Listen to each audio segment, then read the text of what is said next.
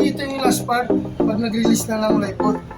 Tatanggalin mo yung pin ito nakahawak sa brake, balito yung brake mo. Habang nakababa siya, naka-brake, so iangat mo to, i-release na yung brake, automatic by gravity, yung bigat ng lifeboat, automatic isi-swing niya yung lifeboat ng labit hanggang nilolower niya yung wire.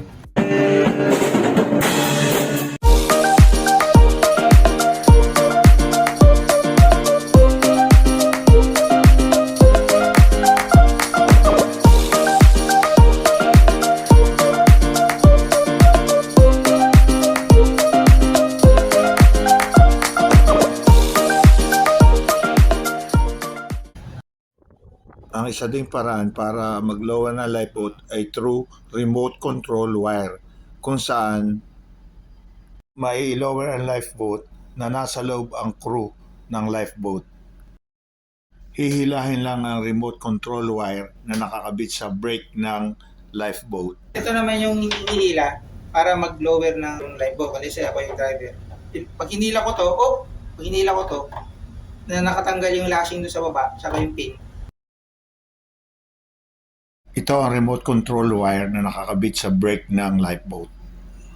Pag hinila na yung remote control wire, maglo-lower na lifeboat. Pero para sa akin, hindi safe ito pag nag-lower ng lifeboat. At okay lang siyang gamitin in case of emergency. So pag nag-release, yung technique dito, dire-diretso. Pag mong tigilan, hayaan mo siyang dire-diretso hanggang makarest yung debit dito. So hanggang sa desired height ng lifeboat, kung hanggang saan yung gusto. Para sa akin, kung hindi emergency at hanggat maaari, i-lower ang lifeboat nang walang tao sa loob. I-exercise muna ito ng maraming beses, taas, baba. Pag na-exercise na ng maraming beses at sa tingin nyo ay pwede nang sumakay ang tao sa loob, tatalian ang hulihan at unahan ng lifeboat at hihilahin ito para mailapit sa gilid at makapasok ang tao sa loob. At 3 tao muna ang papasok sa loob ng lifeboat para mag-waterborne ito. I-lower ang lifeboat hanggang half meter to 1 meter na nakahang. Okay, go ahead.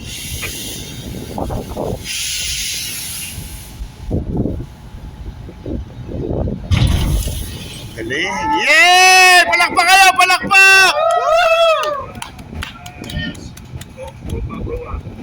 Mamano namin yung lifeboat. I-release na lang doon.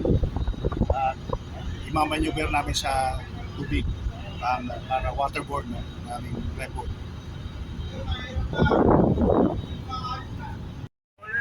Kasi titisingan pa yan yung sprinkler. Tuloy mo muna yung mga makinista. Importante ang communication sa pagitan ng lifeboat at sa barko. After matanggal na yung hook, susundin naman yung ibang crew, especially ang mga makinista. Okay, Roger.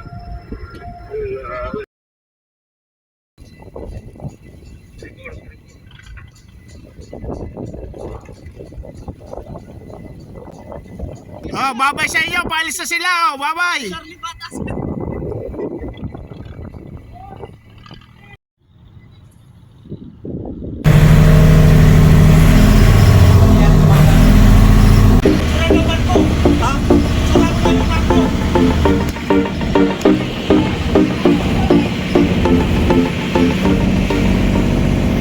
Importante at kasama rin sa waterborne ang pagtitest ng water sprinkler.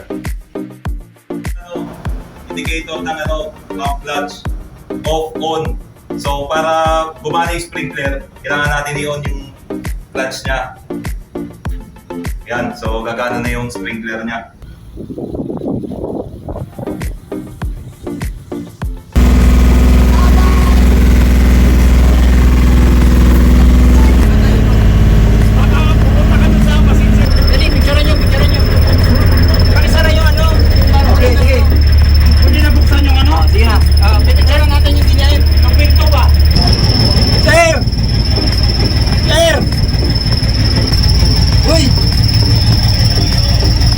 Ayos!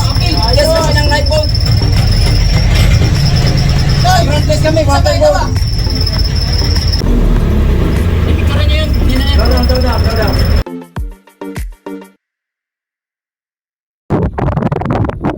Safely naming naibaba at nai-waterborne ang port starboard lifeboat.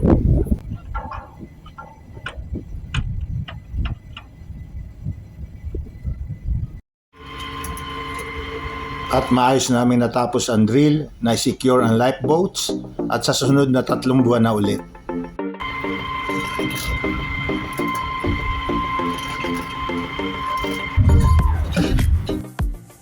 Importante din na i-charge ang battery ng lifeboat. Nagtatsago ako ng battery. Dito sa lifeboat, number 1 natin, carbon side. Kasi natin charge yung battery para kasi kailangan laging updated yung charging natin kada isang linggo. Manual charging kasi tayo, hindi tayo katulad ng iba na may charger sa loob. Kaya weekly, charge tayo ng ano.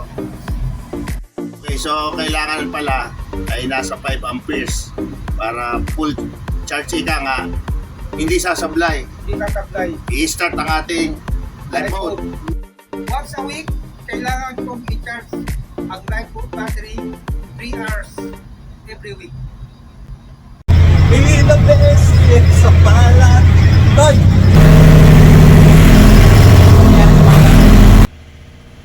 Sana'y nakatulong kami at nakapagbigay ng impormasyon sa maliit na paraan. Kung mayroon man pong pagkakamali ay hindi namin ito sinasadya. Ang nais lang namin ay makatulong. Maraming salamat sa inyong panonood mga kadimalupig. Ingat tayo palagi at mabuhay.